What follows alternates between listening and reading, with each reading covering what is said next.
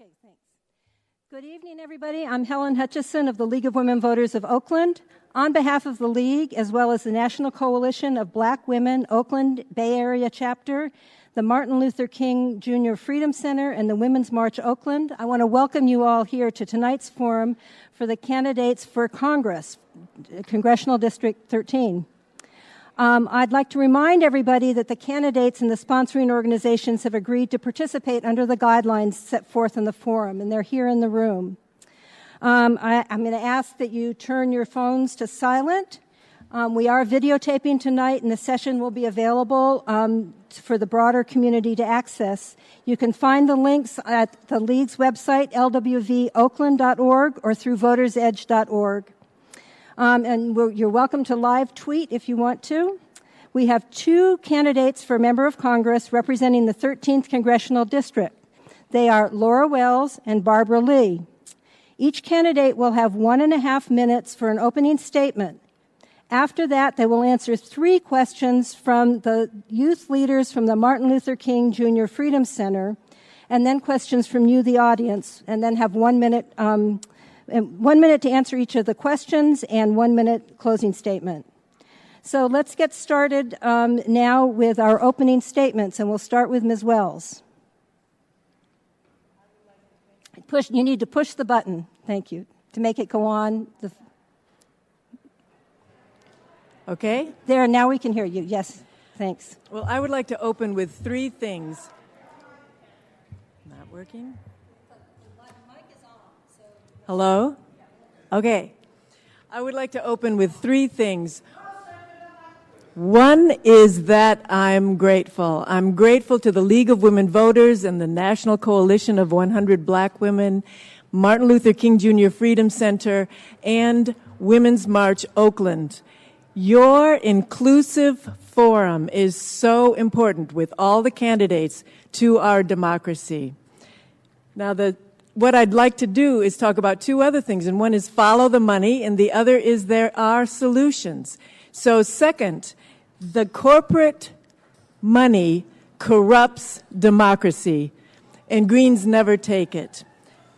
Follow the money and see how our democracy fails us. For example, in 2009, during the healthcare discussions, Medicare for All was not even considered, and even the public option was removed from the final bill. Third thing, there are solutions that are totally feasible, but only when we don't compromise with what we really need. For example, we could live far more ecologically if we do not subsidize the oil and coal industries, and we can support the solar and wind energy. So, again, there are solutions, and I am grateful for a chance that we have to talk about them. Ms. Lee. Thank you very much. First of all, I'm deeply honored to represent this community. I want to thank you all for leading the country and really, as I say, being the wokest district in the nation. And I want to thank the League of Women Voters for hosting us and for your work to strengthen our democracy. Now, today has been a very difficult day for sexual assault survivors and all of us who oppose the Kavanaugh nomination. And it shows us just how important it is for us to fight back against the far-right agenda and, yes, take back the House and the Senate. Many of you know my story. I went to Mills College and UC Berkeley as a single mother. I relied on food stamps and public assistance as a bridge over troubled waters. I worked for our Great Lake warrior, Ron Dellums, who I owned a small business and served in the California legislature. But I bring this experience as well as my perspective as a proud African-American woman. I tell you, we should be fighting now to protect the integrity of our democracy. We know that economic, racial, and environmental justice must go hand in hand. I believe that universal health care, affordable housing, and high-quality public education are fundamental human rights. Again, thank you very much for this forum tonight. I welcome the opportunity to engage. Okay, so our first 3 questions are going to come from the youth leaders from the Martin Luther King Jr. Freedom Center. So for the first question, that will go first to Ms. Lee and then to Ms. Wells.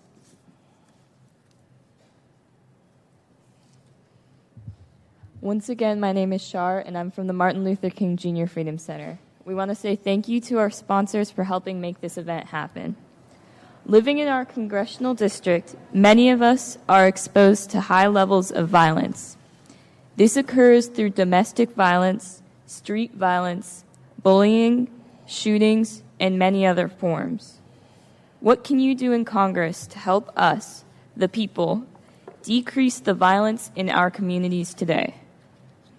Thank you very much. First, that's a very good question. And I have to say, first of all, with regard to the Martin Luther King Freedom Center, our young people are really showing us a way to address conflict resolution, violence prevention, and really mediation. And they are true leaders on this issue. There's so many ways we can address violence. First of all, we've got to get the guns off the street. Assault weapons do not belong on the streets in our community. These are weapons of war. We've got to have background checks. Bottom line, got to get the guns off the street. But we also have to pass the new Violence Against Women Act. We need to put resources on the front end so that our young people have the quality public education that they deserve so that they can feel safe at school and they can really know that they will have a life free of violence. One of the things that we can do is have the country itself set an example of how to resolve things without violence. And we can stop stop the militarization of the local police. We can stop having them look like the army, and particularly against the domestic people who are rallying, even just when we're rallying. So there are plenty of things. I think Richmond, the city of Richmond, is a great example that we can spread that around to as many cities as possible, where they have the police collaborating with local churches and communities and the people on the street. They reduced their homicide rate by 70%. We can do those things. Okay, thank you very much. Our second question will start with Ms. Wells and go to Ms. Lee. Hello, I'm Camilla Turner from the MLK Freedom Center. A large number of people living in low-income communities in the 13th Congressional District and beyond struggle with mental health issues. Because of the lack of resources, most of the issues they face go untreated and sometimes unrecognized. What can you do in Congress to help combat the lack of resources in mental health in communities that are damaged by poverty? What has happened to the funding for important programs are two things. One, that we've stopped taxing the rich the way we used to. All we've got to do is start taxing the rich the way we used to. They used to be able to still get richer, but not obscenely so. There's a lot of money for mental health, for education, for everything else in the pockets of the super wealthy. As you know, they own approximately the wealth of half the country. And the other thing is the military. There is no excuse for any country, whether it's the United States or any other country, to spend as much on the military as almost the rest of the world combined. Take that money, rather than use it for destruction, use it for construction, like mental health, education, and other things. There is plenty of money. We know that from the bank bailout, right? Thank you. Ms. Lee? Mental health issues are extremely important to me. First of all, I'm by profession a psychiatric social worker, and I've fought for parity between mental health and our physical well-being. And one of the things that we have to do is increase the number of counselors and mental health professionals at our school.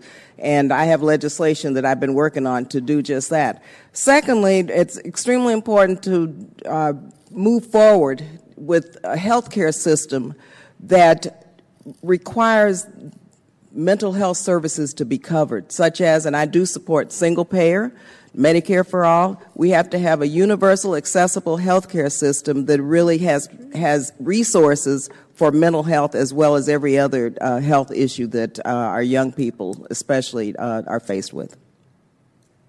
Thank you very much. And we'll have the third question will go first to Ms. Lee and then to Ms. Wells.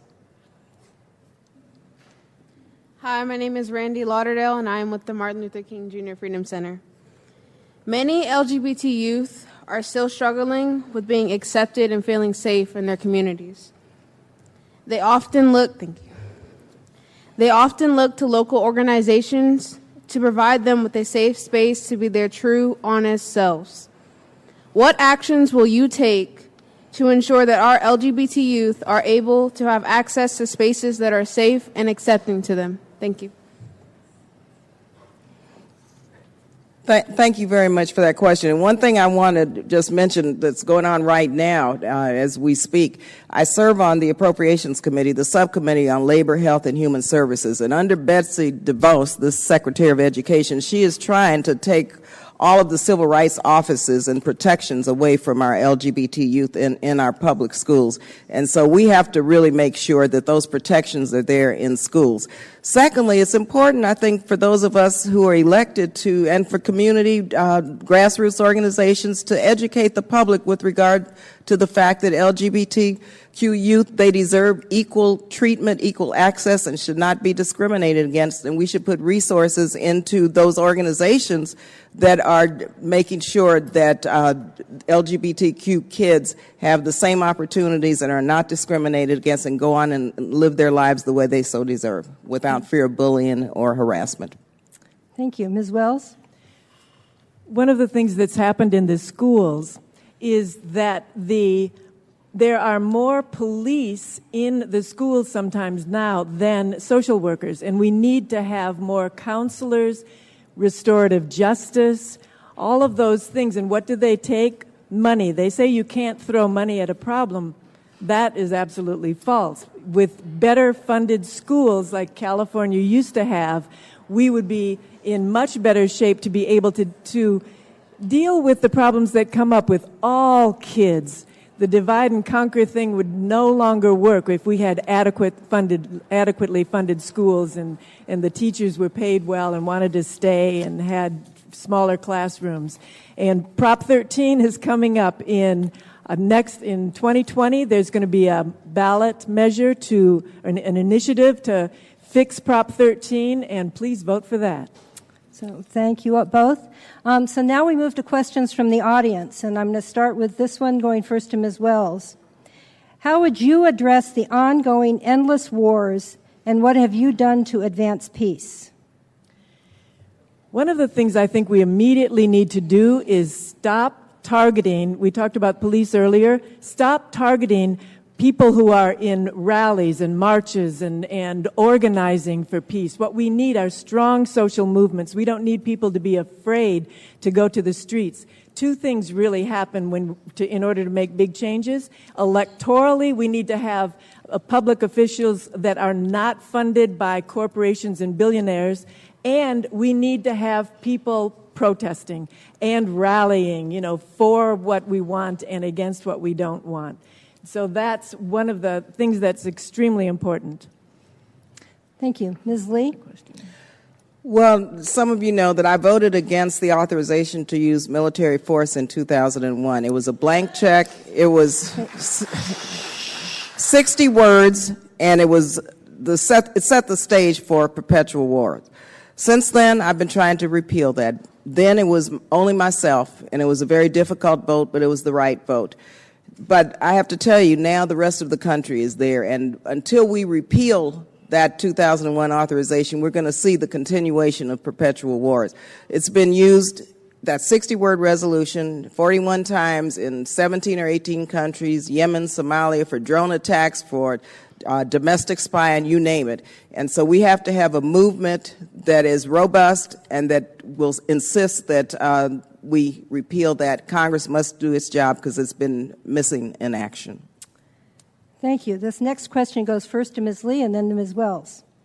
Please address the multi-billion-dollar military aid package to Israel that is currently going through Congress. Do you support this aid package? Why or why not? Well, first, let me say one thing. In terms of my position as it relates to the Middle East, I support a two-state solution, and I support a peace process that allows for a two-state solution. Secondly, I'm on record in many, many ways opposing what is taking place with our Palestinian children right now in terms of the detentions, and have sent a letter and signed on to legislation that does not support military aid to the military for the detention of the children. And excuse me. It's also very clear on my record in terms of opposing the settlements. They're illegal, they're immoral, they prevent a two-state solution from moving forward in terms of the peace process. And thank you very much for that question. Thank you. Ms. Wells. Excuse me. Shh. So it's Ms. Wells. Would you please sit down and be quiet? Is Ms. Wells' return to respond? There's current legislation aiming to give Israel $38 billion over the next 10 years. We just talked about other places that we could use that money. The Israeli government has recently declared Israel to be a Jewish state, not even pretending not to be apartheid. The Israeli government and military has not lived up through its agreements reached through diplomacy. We need to stop any and all military and foreign aid to Israel, period. Okay, thank you. And we need to allow the right of return. What is that? That's the right to return to your homes. And the other thing is BDS. We did that with South Africa. We need to boycott, divest, and sanctions so that they will know that the U.S. is on the side of human rights in Palestine and in Israel. So, thank you. I'm going to remind the audience that we're to please try to keep your reactions quiet, because it takes up our limited time to hear the answers from the candidates, and I think we're all here to hear these important answers. This next question goes first to Ms. Wells and then to Ms. Lee. If the composition of the House remains the same after this next coming election, what step or actions can you take to be successful in sponsoring and having legislation passed? This is where we need to call out the people. You know, that's one of the things that I can tie this to what's happening recently with the Supreme Court. There was a vacancy in February of 2016, which means that was when Obama was president. The Republicans, what we hear is that the Republicans would not let him appoint a justice. Call out the people, bring out the people, allow the people to get in the streets and to get in, the crushing. What has happened is that people have been silenced, and just exactly when our voices should be louder than ever. And so that's what we can do. Bring out the people, sign everything, co-sponsor everything, whether we think it'll work or not, and let the people know exactly what's happening. Don't shrink back and try to reach across the aisle. The aisle is between Washington and the rest of us, not in Washington. Thank you. Ms. Lee? Well, first of all, I'm working very hard to make sure that does not happen and that we do take back the House and the Senate. I think the last couple of years have demonstrated why we must vote. A few votes in a few states brought us this very horrible administration. And so that's what I'm focusing on. But if, in fact, we did not take back the House, we would have to work very hard to pass legislation. But I think the first thing we have to do is to stop the bad legislation that's taking place. And we have been working very hard to beat back many of the horrible policies of the Trump administration. It's important that we stop those policies dead in their tracks. And that's what we have to do. And then, I work with Republicans and Democrats on legislation, and every now and then you have some places where you can negotiate and work a bipartisan agreement to move legislation forward. But you have to do it across the aisle if you're in the minority. Thank you. Next question to Ms. Lee first, and then Ms. Wells. What specific plans do you have in place that will make a major impact on the runaway global climate change, and how will you make sure that it will turn into nationwide law within the shortest possible time? Climate change is real, and we're working on several fronts with regard to climate change, but I want to call your attention to one effort that I'm engaged in and have been leading on, and that is looking at the impact of climate change on women in low-income communities. I think women in low-income communities around the world are feeling the impact of climate change in a big way. And so one bill that I'm working on is a bill, and I'm building co-sponsors, and I need all of you to help us support that legislation. Also, I'm fighting from the Appropriations Committee to stop the attacks and assaults on the EPA and on the Department of Energy, because, in fact, they're trying to actually defund all of our efforts for clean water, clean air, and all of our environmental and public health protections that we have fought so hard to work to pass. Thank you. The environment is a perfect example of follow the money and there are solutions. I grew up in Michigan and I could see what the automakers did to Michigan. I mean, look at Detroit and look at Flint. The oil and automobile industries have been heavily subsidized by the governments whose elected officials have received huge corporate campaign contributions and many visits from lobbyists. Recently, the Democratic National Committee undid a good thing that they had done 2 months before. They banned donations from fossil fuel companies and then reversed that. They say they still unequivocally support combating climate change. How does that follow? We do not need dirty oil and coal when we could have clean, green energy. Our governments could invest in solar and wind and other energies and job retraining so that people will have good jobs and a good environment. It's jobs and environment. They are not opposed. Thanks.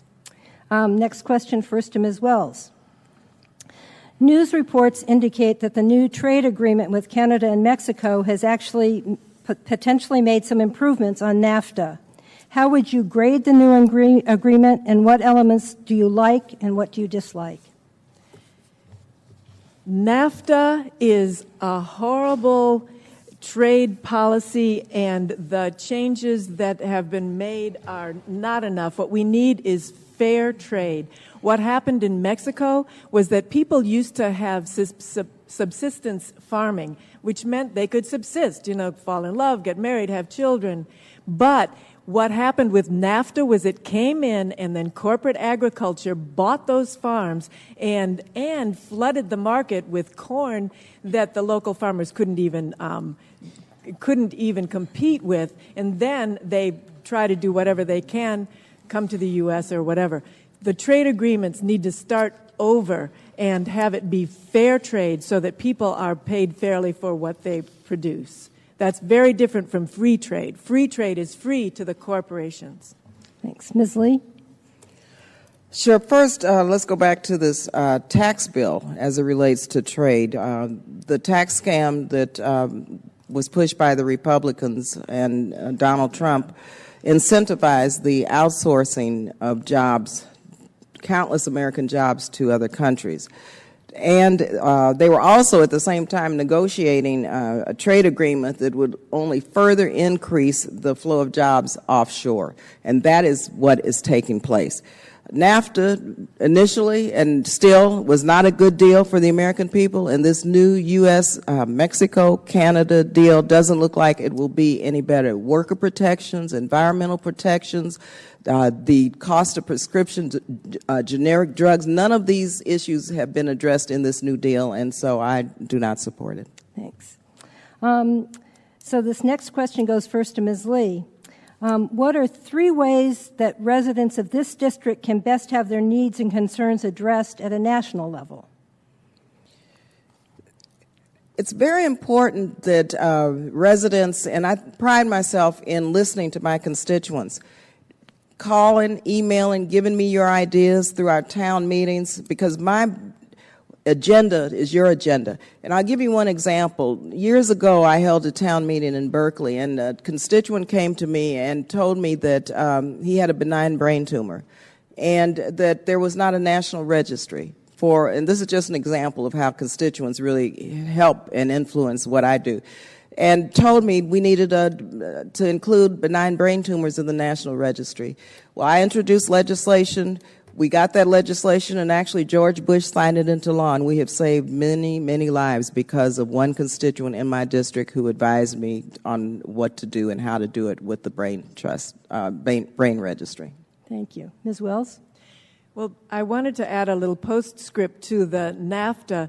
That was actually the last time I voted for a Democrat for president, when NAFTA came in right within a year after he was inaugurated. The question of, excuse me, could you please repeat the question? Yeah.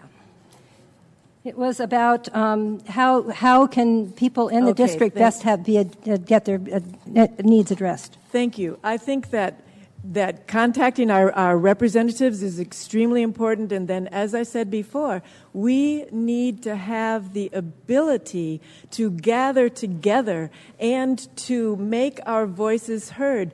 There's been with all the whistleblowers that have been prosecuted, particularly within the Obama administration and since, it's had a chilling effect on our ability to gather together, not just talk to our representatives, in a sort of a hierarchical mode, but also be willing and able to come out of our homes, onto the streets, the gatherings, and make our voices heard. It's important. Thank you.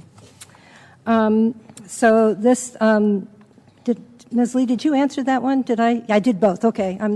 I'm losing it here. Sorry. This is the final question, and it will go first to Ms. Wells and then to Ms. Lee.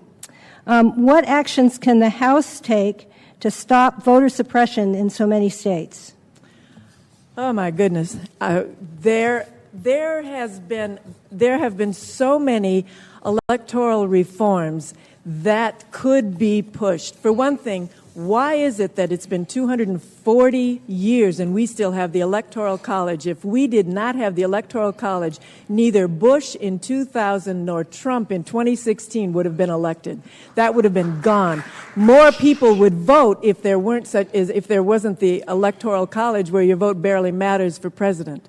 Also, there's a ranked choice voting bill that went through, and as your representative, I would co-sponsor that. Also, proportional representation. That is what allows there to be a multi-party system, in which case then our representatives are always held more accountable. 80 or 90 countries in the world have that, and they can hold they don't have incumbents that win 90% chance of winning. Ms. Lee. Sure. Well, voter suppression is real. The GOP has been very aggressive in rolling back voter protection. And so we have to work on all fronts. We have to work on the defense and the offense. There's several bills that I'm working on that I'd like to mention. One is the Voter Empowerment Act, which would actually modernize our voter registration system to make voter registration available online and the same day. Secondly, we have the Voting Rights Amendment, which would restore the full Voting Rights Act of 1965. We have weekend voting. We have a bill for weekend voting because we should change, our voting system where people can vote on the weekends for 2 weeks, 3 weeks. And we have Election Day Holiday Act, which would make Election Day a national holiday. And so there are many, many efforts we're engaged in now to make our voting system more democratic. Thank you. So now it's time for the candidates to make their closing statements, and we're going to start with Ms. Lee this time and go to Ms. Wells. So 1 minute each. Oh, okay. Thank you again. Well, let me just say, I think you know that I have a record of fighting for bold, progressive policies and winning many of them. My mentor, the late Ron Dellums, he taught me that our first job, though, as elected officials is to serve our constituents. Your Congresswoman, I want to just mention, I've tried to deliver for you. I've delivered projects to expand public transportation, infrastructure, and research, funding to keep our communities healthy and clean up our air and water, resources for community health centers, early childhood education, and after-school programs. It's really an honor in my life to bring your voices to Congress. My life really has been about working for the people, and I hope I have earned your vote. Our work is not over. This election is about going forward. or turning the clock back on our civil, human, reproductive, voting, and environmental and workers' rights. So I want us to move forward. So thank you again Thank very you. much for your support. So now we're going to hear from Ms. Wells. And thank you, Barbara Lee, for agreeing to taking the invitation to be at this candidate forum. Now, we in California and in this district have a big responsibility. We can show incredible leadership by shifting to corporate-free politics and working for a Green New Deal while we build the social movements that I've been talking about. It's electoral politics and it is the social movements. And every green vote matters. Your votes are powerful. They can elect the first green to Congress. We have 3 greens running in California, and that would be a game changer. And your votes can pressure everyone in Congress to move toward we, the people, and our needs. Again, I am grateful, and I thank you. There are solutions. Okay.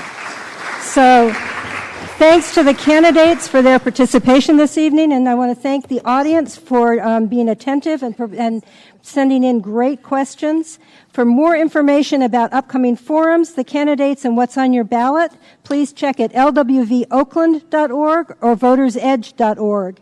If you're interested in joining the men and women of the League in empowering voters and defending democracy, please check with one of the volunteers here tonight or look on our website, lwokoakland.org. The deadline to register to vote is Monday, October 22nd. Thank you all very much.